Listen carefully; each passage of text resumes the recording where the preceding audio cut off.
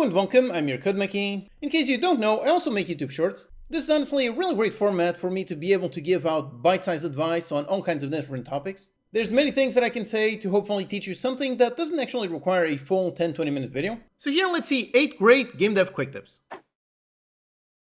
How exactly do you get playtesters to play your game? If you want to make good games, then you probably already know how crucial it is to do playtesting. It is very crucial in many ways, both in terms of simply validating an idea, trying to see if it has potential, as well as just to see, do players actually understand what the game is about? Do players actually understand how to play the game? So it is very important to get playtesters to actually play your game, and I do think most people understand that importance, but then of course the question is how? How or where do you actually find those playtesters? So here are 5 places where you can find playtesters, and you should follow these 5 in order, starting from very easy, very connect to you, to very broad audience. So number 1 is the obvious one, which is basically friends and family. Now, of course, on this first step, the benefit is if they are your friends, if they are your family, they will probably be unlikely to give it a shot to actually try playing your game. So it shouldn't necessarily be that difficult to get them to play your game. But on the other hand, if they are your friends, if they are your family, you can definitely not count on them to be objective. So they will probably give you very positive feedback, even if the game is not very good. So you should start here, but definitely take this with a massive grain of salt. Ask them to play your game, hear their feedback, but keep in mind they will be a lot more positive than general audience. So after that, step number 2 is to put your demo up on itch. Itch is a great platform where you can find a whole ton of games.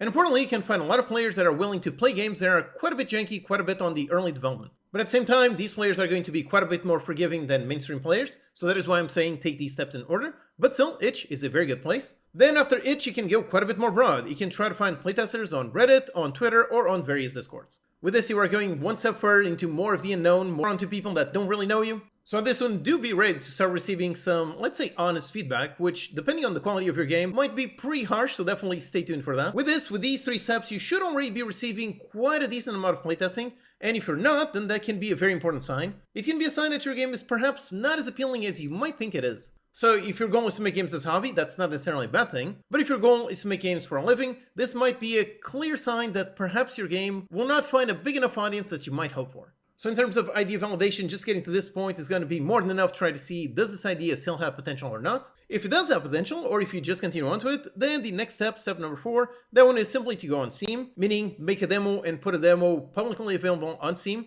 However, importantly, do not join NetFest, that's not it. Over here, you will literally just put a demo up on Steam and that's it. Steam has a giant page with a whole ton of demos, and if you put your demo on Steam, you won't get players playing your game and you won't get a ton of feedback.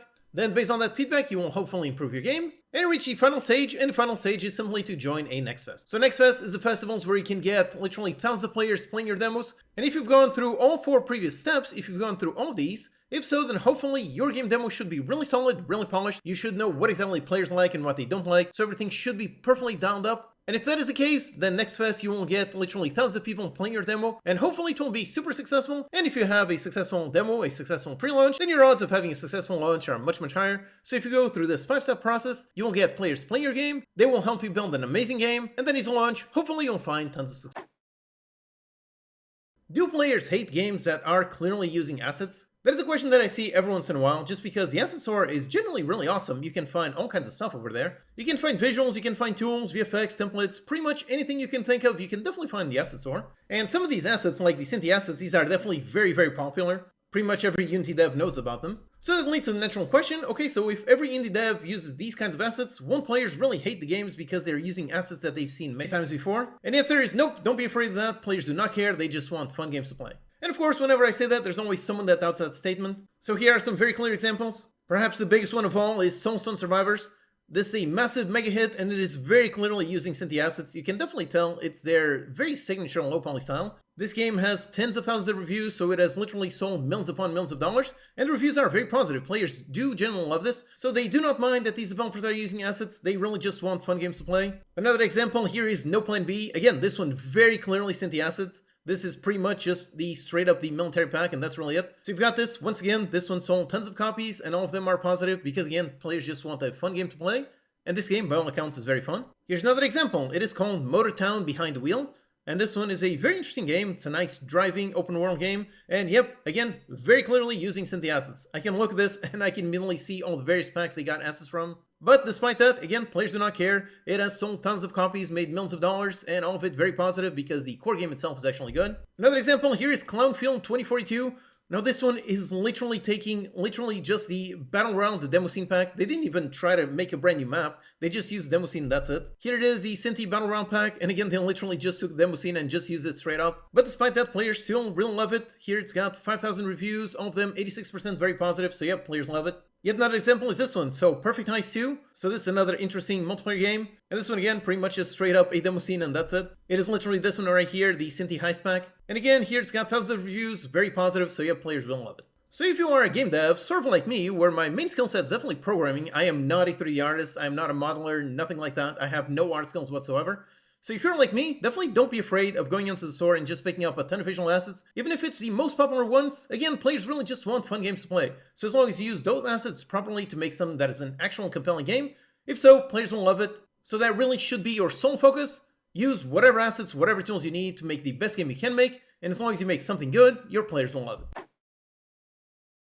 It has never been easier to make a game. Nowadays there are so many awesome tools, all of them completely for free, and so much knowledge, all of it completely for free, that if you want to make games, there's nothing stopping you. In terms of engines, some popular choices are Unity, Unreal, or Godot. Any one of these three is capable of building pretty much any game you can imagine. And they're all completely free, so you don't have to pay anything. Then when it comes to gaining knowledge on how to use those tools, there's a billion free tutorials and courses on YouTube. I have a bunch of free complete courses myself, they're all on my website. All completely free, so you can definitely learn quite a lot without paying 1 cent. And even if you don't know how to make assets, you can go, for example, on the Unity Asset Store, and you'll literally have thousands of assets completely for free. If you want to make a pixel platformer, here's a free pack. If you want some visual effects, here's another free pack. For textures, you also got a bunch of free ones. And even some tools like this card controller, again, completely for free. So yep, it has never been easier to learn how to make your own games. So if that's something you want to do, definitely go ahead and do it.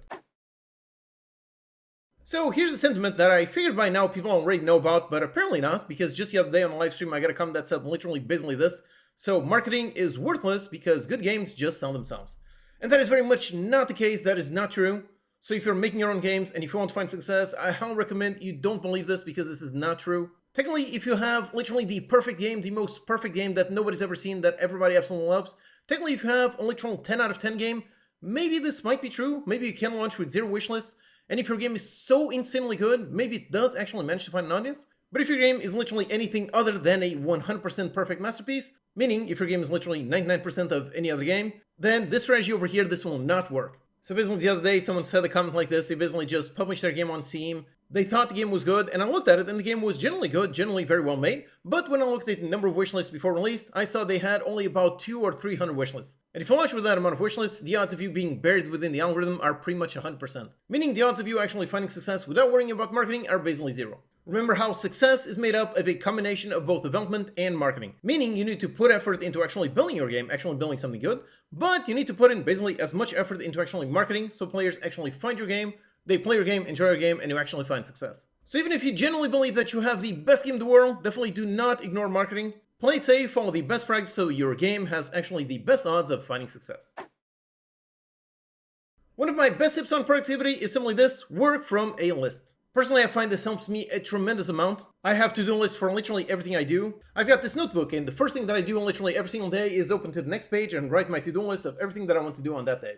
Personally, this really is my best tip. I just have my tasks, I just have some boxes, and it's really satisfying to then check those boxes as I do all those tasks. And then personally, I also do both a to-do list for all of my work tasks and a to-do list for basically all my normal everyday tasks that are not related to work. So walk my dog, go for a run, get a haircut, something like that. Personally, I do find that it helps me mentally at staying on track. And the biggest thing is how it simply helps me avoid a problem that is super huge, or at least it was to me and it is to a lot of people, and that is simply the concept of analysis paralysis. This is where you have so many things to do, but you have no idea which one to start with, and since you don't know that, you basically just procrastinate and end up not doing anything. So for me, whenever I get to a point in a certain day where I don't know what exactly to work on next, it's very simple. I just look at my to-do list, I look at all those tasks, and looking at them just like that, it is very easy to see which one should be prioritized, and looking at those, I can very easily pick just one of those tasks, get to work, and that's it. So this really is one of my best tips for productivity. Make to-do lists for literally everything you want to do, both in your professional life and your personal life. That way it makes it so much easier to know what exactly needs doing. So whenever you have some time, just go from task to task and eventually get all of them done. There is one thing that a bunch of indie devs are afraid of that they really shouldn't be, and that is the concept of idea thieves. Basically the concept that if you talk about your idea, someone else is going to see it, someone is going to steal your idea, then make that game for you. And of course, your game idea is brilliant, so it's going to make millions of dollars, and they're actually going to see all of that. The reality is that is very much a fantasy. That doesn't really happen. And that doesn't really happen for many reasons. The first of all being how an idea is really just a tiny starting point, and every decision that you make on that one starting point, every decision is going to take you down a completely different path. So by the end, even if you start with the same idea, you end up with a completely different game. In fact, that's exactly what happens with game jams. On a game jam, everybody starts from the same theme, the same concept, and every game coming out of that jam is completely different. So even if someone, quote-unquote, steals your game idea and makes a game based on that idea, the final result that you build and that they build will be completely different. So the most damaging thing for indie devs nowadays is not people selling their ideas, but rather simply obscurity. There are so many games coming out, players have so many choices, that the more realistic scenario is nobody will ever know about your game, as opposed to someone knowing about your game and stealing it. So you should not basically work on your game for years on end in secret just by yourself with fear that someone's going to take your idea. Nope, you should talk about your game as much as possible, because again, the most likely thing is that nobody will actually know your game exists, so definitely talk about it constantly so that people do know the game exists, and hopefully the game idea is interesting and the game is actually interesting, so if you talk about it, people become interested. When you eventually launch it, you do find success.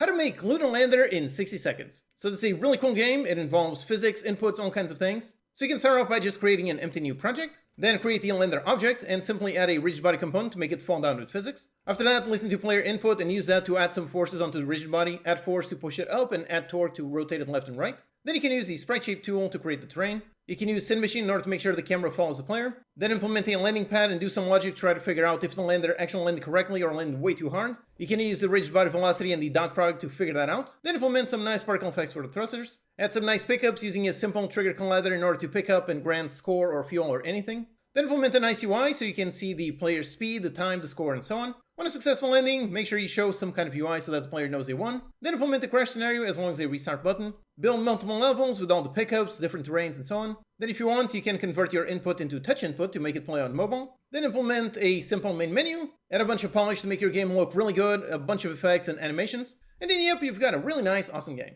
If you want to learn how to build it step by step, check out my free 5-hour course over here on YouTube.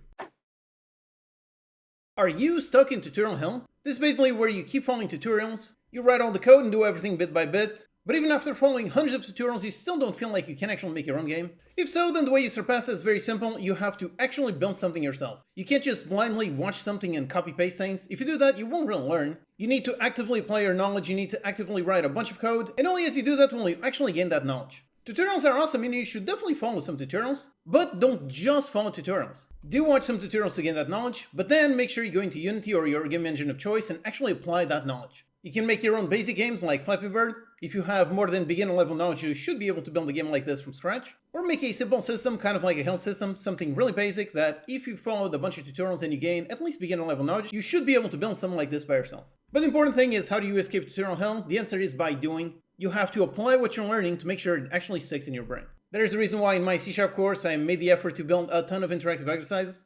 These force you to actually apply what you're learning, and doing so, you will actually gain that knowledge. If you want to escape tutorial hell or level up your own skills, then check out my Game Dev Practice Lab. This is a hands-on practice program meant for both beginners and intermediates, where you actually apply what you're learning. There are weekly game mechanic challenges where I give you the starting project files and a set of objectives that you must do in order to complete. Doing this really forces you to do, which in turn really forces you to actually learn, as opposed to just blindly watching videos where you don't really learn anything. So if you do want to level up your skills, if you want to start doing instead of just watching, if so, then check out my Game Dev Practice Lab with a link in the description. And right now, during the launch, you can get it for 20% off.